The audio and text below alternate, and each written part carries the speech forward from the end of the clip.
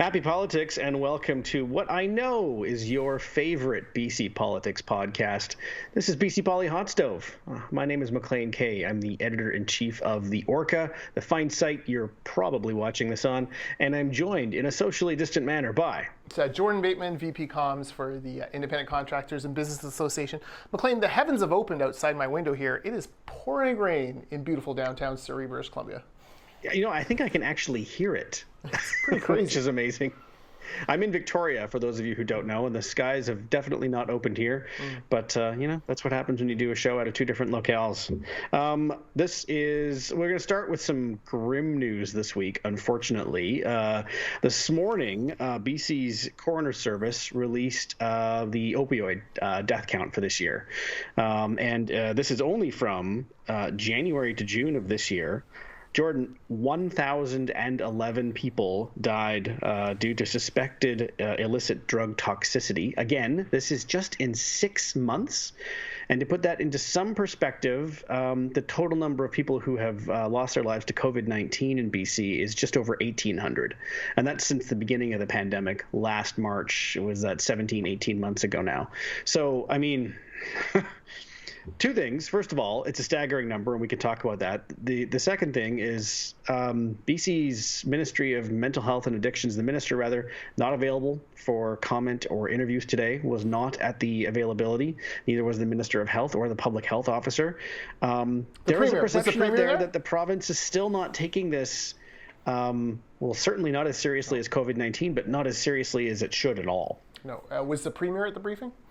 Not to the best of my knowledge, no. I was preparing for this.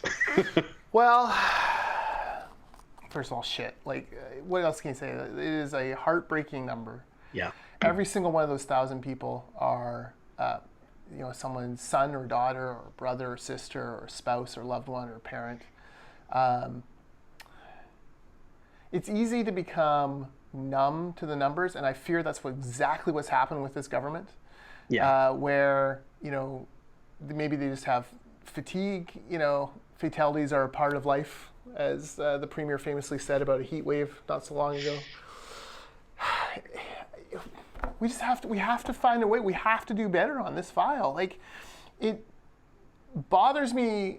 It bothers me as a human being, obviously, to see this loss of life. It bothers me as someone who's involved with the construction industry, which is taking whatever steps we can to help to deal with mental health stigma, to deal with addictions. We've rolled out a wellness program. I can tell you other organizations have. Like, companies are talking about this. We're all trying to find help. Government is doing very little, feels like, on this file. And then they can't even be bothered to show up and talk about, the 6-month results. And, you wonder, is the minister running the Horgan playbook? Is she away on vacation? Who's being held accountable for this? And we circle back to the politics of it. This is an opposition that made a lot of hay and a lot of fanfare and a lot of political points by attacking Christy Clark as unfeeling, claiming they would do better. Oh, if only we had a government that cared, yada, yada, yada. And now they've been in power 5 years, 4 years, and they haven't done it. They haven't accomplished anything. They have a minister of addictions that, Rob Shaw wrote about months ago, that is a joke. They have no plan on this. They're making zero progress, and they can't even be bothered to stand up and take accountability. No one should be blame a government for this issue. Government should be doing more, for sure, but 100% of the blame does not land on the government, except in the case where you have a premier who stood up and attacked his predecessor when he was in opposition as caring and unfeeling and promised he would do better. So if you're judging John Horgan on his words, Premier Dad has been an abysmal failure on this file.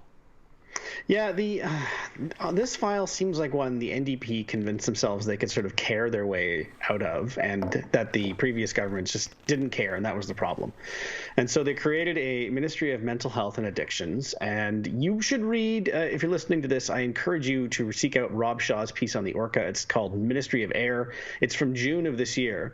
And without casting judgment on those involved, he sort of talks about the structural problem with the ministry. It's really more of a ministry of state, in that it has a tiny budget. Most of that goes to its own staff, and the ministry doesn't actually control any of the, the levers and make any of the decisions in this file. It's all through the Ministry of Health. Now, that's not necessarily a bad thing, but clearly creating this ministry as a standalone thing hasn't worked because it's not a standalone ministry. And, well, the numbers are what they are. And to your second point, here's the thing, without being judgmental, because she is still a fairly new minister. Sheila Malcolmson, the Ministry of Mental Health and Addictions, is not the strongest minister on the NDP bench. She's still incredibly nervous when she gets up and talks. And who wouldn't be talking about people dying in the streets, right? So it's completely understandable. But the point is that it's not like this file is getting any better, and improvements just simply have to be made. Over 1,000 people in just 6 months, and there's no sign that this is improving at all. No, in fact, there's warnings out from Fraser Health in the past few weeks that there's even more toxic than usual drug supply floating out there. So that senses to me that probably July, August numbers are going to be very bad as well. You mentioned dying on the streets, and I'll just correct that slightly. Yeah, you're right. This isn't about the that prototypical, stereotypical junkie on the street. These are professionals. These are Jason Botchford, the province columnist, or the athletic columnist. Like, these are people who are using for a variety of reasons, often in the privacy of their own homes, and dying. So I just want to take that side. No, and you're quite right, actually. Yeah. I mean, it wasn't meant as a judgment on my part, but no, you're right, because that's one thing that this crisis has shown us, is that we have been a little naive as a society as to who's actually using these substances. We thought it was people in the streets, and it's just not. The deaths, unfortunately, are showing us that pretty clearly. And well, I don't know where we go from here, but hopefully someone in the government is coming up with something, because what they're doing now isn't working. Yeah, before we leave the issue, I just want to make 2 points. Number one, we're coming through a period of time where no expense has been spared on providing healthcare. And you do wonder, like, was that, could you have added a little more for mental health in this case, at a time where everyone's like, look, spend whatever you need to keep us safe and healthy. Like, go. That's number one. Number two, I think what this is showing, that even ministers who have sterling reputations as workhorses, as knowing their files inside out, as Adrian Dix does, even Adrian Dix has capacity limits, where even Adrian Dix has a finite amount of time and attention every day to be able to make decisions. This is why they set up this Ministry of Mental Health, and that is why it's so disappointing, because very clearly something has happened there where, she either doesn't have the ideas or the capacity or the ability to implement the things, or they just don't have any. Either way, a damning failure on her part. Or, Adrian Dix and John Horgan are keeping it so close in-house that, maybe they're doing stuff, but certainly not showing in the numbers. The bottom line is, we're years into this crisis now, and they keep pointing back to, the numbers pre-COVID fell. Yeah, 1 year it fell slightly, and that was many years ago now. So enough of that nonsense.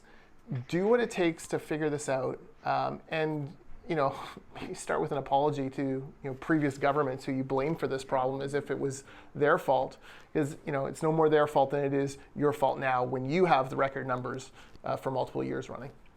Yeah, I quite agree, and it's a sad topic, and to be totally honest, I'm kind of glad to talk about something else now, because it's just so grim and depressing. It's the other big thing in the news right now, obviously, is the federal election. Is this the start of week 3 now? Yes. We've had 2 weeks, right? And, we're about halfway through. There is, Jordan, I will put this to you. There is a line of thinking out there, and I've seen it a lot, in that it's a summer election, and so people aren't paying attention, and so you're going to see a lot of movement in the polls in the next 2 weeks. Here's the problem with that. If people aren't paying attention, then you wouldn't see any movement in the polls at all up till now. The reason poll numbers change is because people are paying attention and either like or really don't like what they're seeing and reacting accordingly. The idea that people are not paying attention, to me, is just that is more the story of BC's last provincial election, where nothing that happened touched the poll numbers. That was just set in stone from day one, and for better or worse. And that just does not seem to be the case in the federal election. I wonder if you agree or disagree. I agree. Look, I don't think the Tories are out a 10 or 8 point lead like some polls put it. I think it's very much, within the margin of error either way. What I do look at, though, is Erin O'Toole's favorability numbers have gone up. Jagmeet Singh's favorability numbers, they've gone up. Justin Trudeau's baked is like right where it was. That to me says that people are forming some impressions of these leaders. Look, there's this theory, you're right, that after Labor Day, all of a sudden everyone will click into paying attention to this campaign. Look, there's only one English language debate. There's 3 French language debates, by the way, which is nonsense. So there's 3 French debates and 1 English debate. No one, you think, okay, well, people start watching their fall shows, Survivor's coming back. Well, those all come back after the 20th. And we've seen I'd like to highlight what I think is the major strategic mistake the Liberals have made here. They still don't have a platform out. Yeah. And guys, like in the BC election, a huge percentage of people voted weeks before, either through advanced polls or through mail-in ballots. It is, there could be thousands or hundreds of thousands, who knows, ballots in the mail already, and you're squandering your opportunity to tell those people what you stand for.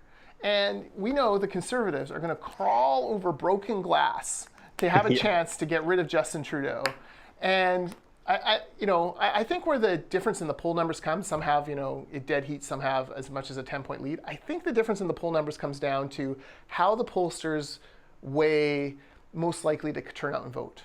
Because my sense is that Liberal vote is very tepid, very like, all right, I guess we have to. Whereas the Conservatives are like, let's boot this guy. This is our chance.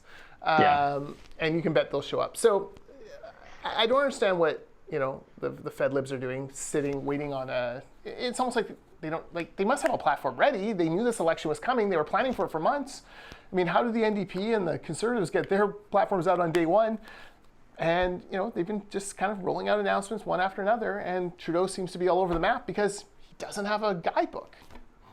Yeah, there is a sense from watching the Liberal campaign that they really not only wanted, but thought that this election would be, a referendum on how the country has managed COVID, for better or worse. And it just hasn't played out that way. No. And you're quite right. I mean, your point about the platform is really interesting and valid, because the one thing about the Federal Liberal Party that's always been true is they're usually very clever about this kind of thing, about, seeing where voting trends are going. They're not usually behind the curve, is what I'm trying to say. And you are 100% correct to point out the increasing number of people who vote early in advance. That trend was increasing before the pandemic. And of course, for obvious reasons, people don't want to vote in person. It has ramped up during the pandemic. Now, to not have your platform out, we're now halfway through.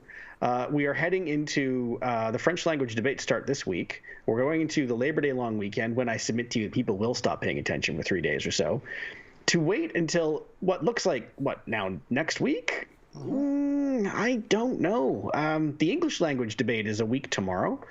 I don't understand. I think they would tell you their platform has been their record the past 2 years, and I think their opponents would tell you the same thing. Yeah, which is probably a sign that you don't have the right document out. Look, I guess their budget, but just repackage it. Liberal Red Book. It's like an easy thing to do. I don't understand it. It worked here.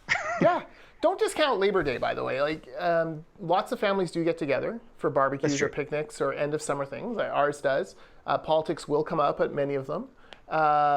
Certainly, vaccinations. You can bet passports are going to come up. Like, there'll be a lot of discussion there. So, like, that is a moment where some national consensus by not paying attention anymore. They're less likely to be watching announcements or the news. Totally. Yeah, but you're 100% right. Yeah, they're going to be talking. Yeah. But I mean, if they drop their platform on Saturday morning, yeah. But maybe they're out of ideas, Maclean. Like when you build your party around a celebrity, the cult of personality, rather than some sort of sense as to like these are our values and whatnot, and when that celebrity then becomes disconnected from what few values you do have, like, oh, well, the Liberals, they're the Canada's back brand. Well, Canada just ran out on its Afghan allies. Oh no, they're the, we're the post-racial brand. Well, no, you had a leader who was in blackface. We're the environmental brand. Well, you just had an environment minister sign a 20-year lease to allow a company to dump raw sewage into a lake. Like, this is the kind of thing that starts to disconnect from what few values they had. And that's why this election, frankly, more than a referendum on how COVID is, it's an election on Justin Trudeau's record, and do you think he's the guy to lead you through the next phase of Canada's life? Yeah, and I mean, coming from a media point of view, there's no story in politics. Media loves to tell more because it's juicy and people relate to it and they understand it, and I think some of them like it, is a fall from grace. And when a governing party seems to be in trouble in an election, and we've seen it here in BC, I don't want to make it sound like it's the wolves descend, but there is an element of that. People start looking for things they weren't looking for before. And all of a sudden, things that would be incidental or just kind of, oh, that's not a big deal, become a big deal. And I'm going to mention two things in particular. The first, much rumored but never actually pulled the trigger, Liberal candidate, not a Liberal candidate, not running at all, Mark Carney, suddenly got brand new headshots and updated his Twitter profile, which is the kind of thing you do if you're prepping for something. And that would be one thing. There's a Chrystia Freeland site set up with, I think it's just Chrystia.ca, and it's like, ooh. It's 801 Club, right? What are you doing? It's the 801 Club. Even if you are Chrystia Freeland, yeah. Wait 3 weeks. What are you doing? Remember back in 2013, Christy Clark trailed in the polls, was going to get wiped out, and buttons started appearing around BC Liberal circles that said the 801 Club, because at 801 on election night, we can finally dump Christy Clark and go on our way. And what happened at 801? Mario Canseco's jaw hit the floor as he started seeing the early returns on CTV. And he wasn't alone. But Peter Fassbender won a Surrey riding, and all of a sudden he was saying, oh, I think Christy Clark may have a majority here. We are wrong. And the man who could have kicked a dog and still won lost. So, I'm with you. Like, keep your powder dry. Like, what is the rush for Chrystia Freeland? Not that she's had a very good campaign. I mean, she had a debunked video. They had her at a photo op introducing Trudeau, and no one brought, Chrystia, she's very short. Like, no one brought her a simple thing like a little step stool to stand up. So she's like barely peeking over the podium. And I'm like, who is doing the advance and the optics on this? Yeah. Like, she's standing on her tippy toes to look over. Like, this is like your finance minister, whether or not you want her as your next leader. She's the finance minister of Canada. Yeah. Like, give her the gravitas she needs in order to succeed. But no. She's the second most important person in that party. Yeah. Some would say the first. And yeah, you're right. I mean, and again, I don't want to harp on this, but to make the same point twice, that's the kind of thing they're usually very, very, very good at. And it's alarming to see them making such, really elementary errors. I can't quite make heads or tails of it. Others have pointed out, I think it was Jen Gerson, said, of all the parties, the Liberals are the ones that seem like they're the most caught off guard by this election. Yeah. But it's their call. It's really odd. It's so bizarre. It's so bizarre. Hey, can I talk about my favorite photo op of the week? Please do. Puppy mills. Okay, so Aaron O'Toole does an announcement, a promise on, I guess, outlawing puppy mills. I love this for a couple of reasons. 3 reasons. Number one, there had been some whack job professor back east who had tweeted out that he'd counted words in a conservative tweet, and I guess there were 14 of them. And apparently, I had no idea, but 14 words, 14 is a number that's tied to white supremacy, I'm not sure how. I didn't click Wikipedia. I don't care. The irony is that professor had pinned a tweet on his own timeline that was 14 words long. So I guess he's also, suggesting things. But anyways, all that to say, that broke the same day as the puppy mill thing. So you got lots of great dog whistle jokes, which I thought was fantastic. I'm all for the dog whistle thing, the dog whistle joking around. We'll come back to your tweet that went a little viral on this issue of Nazism and fascism and whatnot. But the puppy mill thing is also great. Many years ago, I was a Langley Township councillor, and one of the motions I got passed was basically to set bylaws to ban the sale of puppies in pet stores in Langley. And the reason why is most pet stores at the time were using puppy mills to get animals. reputable breeders almost would never sell to a pet store. But disreputable ones would, and you had these poor dogs living in terrible conditions, being pregnant, almost from the moment they delivered. It's just awful. So, it's an issue that Richmond City Council back in the day led the charge on. BCSPCA got involved as well. So it was kind of like, all right, it was sort of a reminder, like, wait a minute, puppy mills, I remember that. And so seeing Aaron O'Toole come out and say nationally that, great issue for him, simply because I don't think anyone's voting based on, he's got a puppy mill policy, I'm in. But it softens him. It's the kind of thing that Stephen Harper would never have done. True. You can't picture all of your least favorite or all the conservative icons you can think of, right? Margaret Thatcher did not have a puppy mill policy, right? Like Ronald Reagan loved puppies but did not brand puppy mills. But you have Aaron O'Toole, and it's just kind of it's one of those things that won't matter to the pundits. In fact, that most of them made fun of it. But I do think it softens it, and it does cut through to a certain group of people. And even if it's not a vote motivator, it's he likes puppies. How bad can it be? Yeah, the pundits often fall into a trap of really caring about the things that they feel they're supposed to care about and or affect them directly. There was a thing today, Ian Young tweeted, and I'm going to get the details wrong because I only read his tweet, but basically he finally got an FOI back from the federal government months and months and months later. And so there's a bit of a Twitter storm around him and around some of the BC journalists saying, this is an outrage, and they're right. But this should be an election issue. I'm not suggesting it's not important. It is very important, and you're right to be, angry. But to, Joe and Jane voter in Saskatoon and New Westminster, they just don't care. And it's just, you need to explain it to them in a way that's better. And so, puppy mills they get. Puppy mills, I like puppies. I don't want to see animals mistreated. Who would want an animal to be mistreated? But you're finding it hard to get information from the government? Well, welcome to the rest of us. Again, I'm not diminishing the issue. I'm just saying it's not the kind of thing that your average voter is going to sink their teeth into. No, exactly. At the Taxpayers Federation, we did these ATIP requests federally and FOI provincially all the time. There are always delays. The feds are the worst. CBC is the worst of the worst. Like, it just takes forever to get anything out of them. But you're right. No one cares. No one votes on it. Even Sean Holman gave up on it. Like, it's just not an issue that motivates anyone in the known universe. So let's talk about your tweet that went viral though, because I think it's important to mention. You made the point that none of these leaders are the evil monsters that some people think they are. Yeah, that tweet I did sort of just in between a couple things cleaning up on Saturday.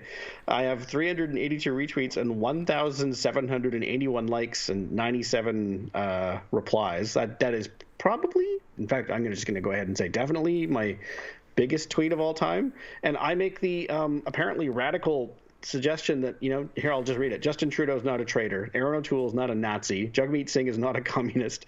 Anami Paul is not a Mossad agent. They're four decent people who agree on more than they disagree on, and you'd probably enjoy a coffee or a beer with any of them. My favorite responses to this, Jordan, are the ones, they all sound the same, and I've gotten about all the leaders, is that, that's a great sentiment. I totally agree. We need more of this. All of them except this leader who, is Pawn Scout. And I would shoot them. Yeah. I've gotten that about all of them except Anami Paul. At least not that I've seen. Because she might be a Mossad agent. You don't mess with that. Oh, exactly. Yeah, no, just best leave that alone. Yeah, just in case you're wrong. I'm not gonna mess with it. No, it's a great reminder that you're right. I think in the rush to be, or with the wave of post-Trumpism that crashed over the media and social media and trickled into Canada, I think there's a sense that your political opponent's your bitter enemy. That is not the case. I mean, how many times have we talked fondly of Mike Farnworth, for example, from the NDP? Absolutely. There are folks who transcend that, and certainly these leaders. Yeah, would I go for a beer with Jagmeet Singh? Sure would. I have lots of fatherhood tips I can give them that'll save them a bunch of problems down the road for. But Anami Paul, who wouldn't want a beer with her to talk about what the hell are those guys doing? We would all love that. Trudeau, I guess I could have a beer with him, but maybe I don't want my friends to see. Is that okay? And then Aaron O'Toole, like I find him a really fascinating cat. Just the way, like a former soldier entering politics, and clearly trying to take conservatism somewhere that it hasn't been in Canada. So I'm intrigued. You can have great conversations with all these people, but you're right. Treating each other like actual human beings and not reading the worst into every single motive. What a novel, what a wonderful Canadian idea, as Queen Victoria would say. Hey, and if any of you are, any of the major party leaders are watching or reading this, I will 100% go for a coffee or beer with any of you, and we'll have a good time, I promise. I do want to touch on briefly, and I don't want to spend too much time on this, one of those four leaders, Annamie Paul.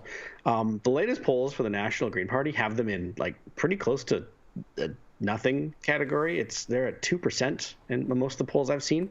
That's alarming. This is a party that's going to be represented in the leaders' debates, but 2% is, that's into fringe. What's the People's Party at? They're at 5 or 6. Yeah, right. The People's Party has a full slate, and the Greens aren't even close. Yeah, and so we're already starting to see, I think there was no less than 3 this morning pieces, especially in BC where it's most relevant. Okay, if the Green vote collapses, as apparently is happening, what does that mean?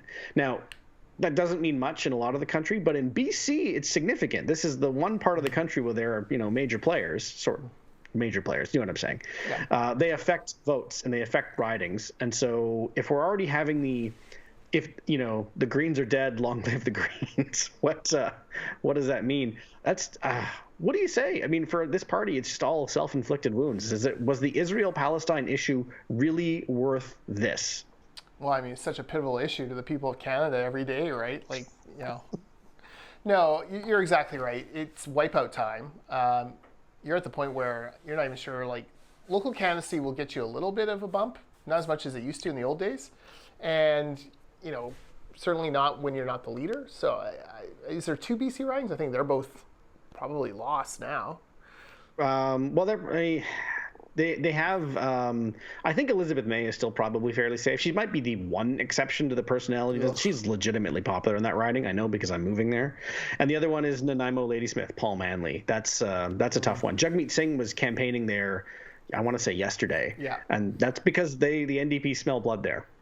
Yeah. Do you think if they're wiped out, do you think any pressure on Sonia Furstenau to go federal and rebuild the Green Party?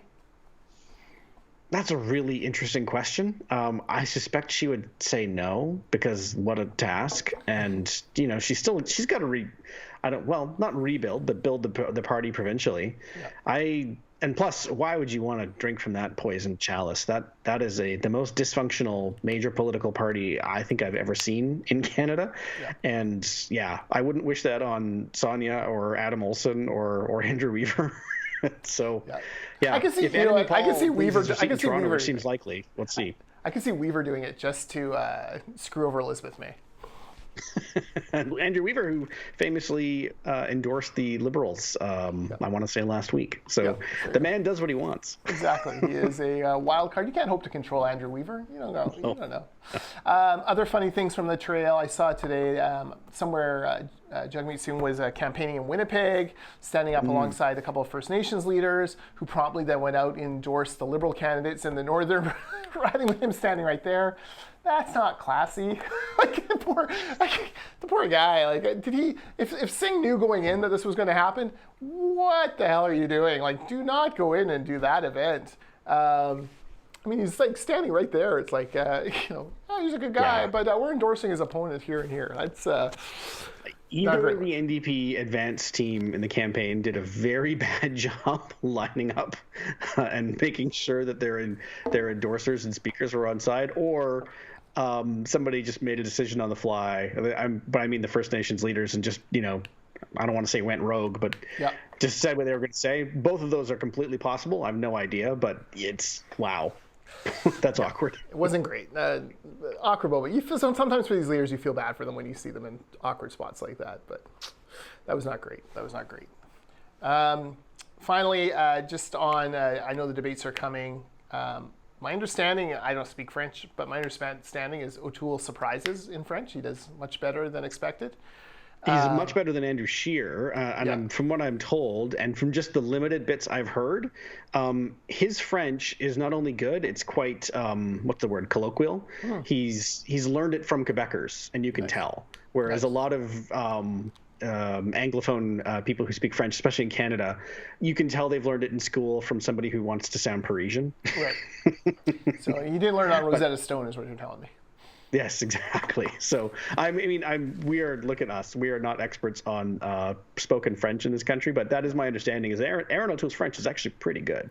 So here's what I'm thinking. Going into those 3 French debates, if the expectation for him is that low, and he shows up and he can speak and maybe toss a joke in, and that could bring that Quebec race even closer, and then the Liberals are in full panic mode.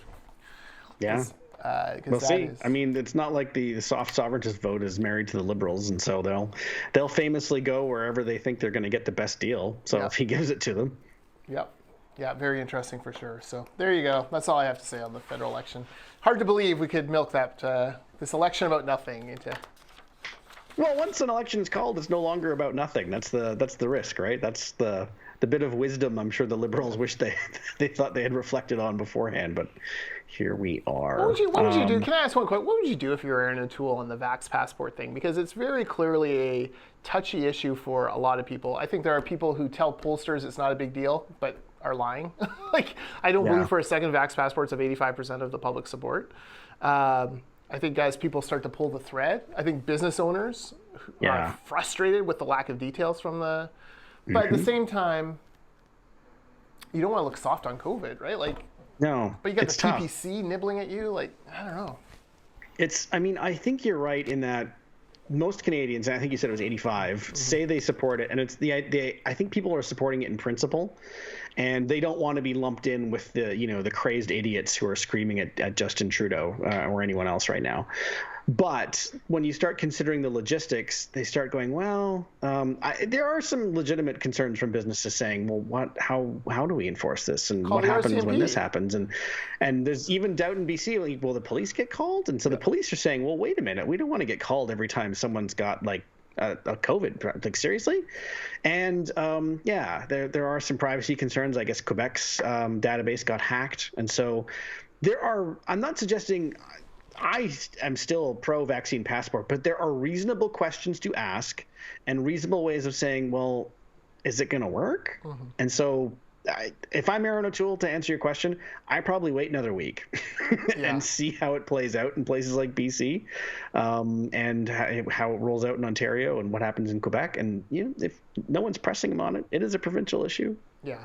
I saw Lisa Yusta had a piece on very few people actually would be medically in danger from taking a vaccine.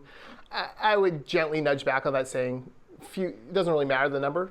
The fact is they exist and they're going to be treated as second-class citizens for a while, number one. And number two, there is always that gray area where one doctor will say, yeah, it's fine. And the other doctor will be like, I don't know. So I actually think the number would be higher than the one expressed in that piece. But look, it comes down to even if it's a few people, 5 people, you don't want to treat them like biblical lepers, right? Put them outside the community. You're right. And the smaller the number, the easier to give the exemption somehow, right? Yeah. If it's 1,000 people in BC, and I'm just taking a number out of thin air, great. It's not a big problem. Just work it into the system. Totally. Yeah. So that's where the details kind of come along. And you're right. The RCMP, Horgan said, they should just call the RCMP if someone refuses to leave. Really? And the police are like, nope, don't call us. So you're going to leave 19-year-old hostesses at Cactus Club having to enforce this thing at the front desk, and that's not going to go great. No. And I mean, I've seen people saying, well, what's the difference? They check ID. Well, but no one is committing assault, which is being filmed and broadcast around the world on Facebook and TikTok for, seeing if they're legal drinkers. But that is happening with masks and vaccination status. So, I mean, it's just not the same thing. And frankly, it's a false equivalency. Frankly, the places that do go overboard on ID, I find it flattering because I'm much too old to be ID'd. So, you're like, oh, thank you. You're almost kind of joking around. And it's different, right? You're in the restaurant by then, you're at the table, you're ordering. Yeah. It's not at the door usually, unless you're going to a club, which Have any of those been open in the last year and a half? When's the last time? Yeah. So, well, the example I brought up on political capital was, let's say you want to go to the Bay. The Bay need to have someone at the door, like a bouncer. Their margins are pretty tight as is. Again, these are just reasonable questions to ask. And, it's okay to agree to something in principle and think, well, on the details, I'm not sure if it'll actually work. Yeah, look, we're in an office here at ICBA. There's 40-ish of us here in our Surrey headquarters. Almost all of us are double vaxxed or on their way to being double vaxxed. And we know that we haven't checked IDs, but we know that by talking to each other, you kind of figure it out.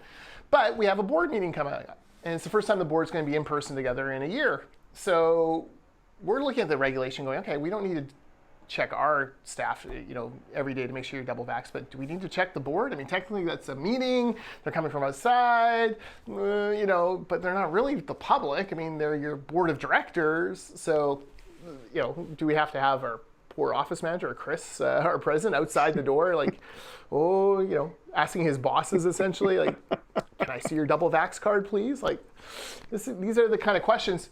So, if you're going to do it and say, yes, you have to, then come out with the regulation so that everyone knows walking into that meeting that they have to. Otherwise, it's going to put a lot of people in very awkward, difficult positions. Yeah, and instead what they've done is just announce they're going to do it and let people, I'm sure they are working on the logistics and the regulations, but in a vacuum of information, all people can do is speculate and ask questions. Yeah, absolutely. Until next week, which will be the last time you see me at this set. I'm going to have a new one 2 weeks from now as I am moving. But until then, he's Jordan Bateman. I'm Maclean K. The Greens are only at 2%.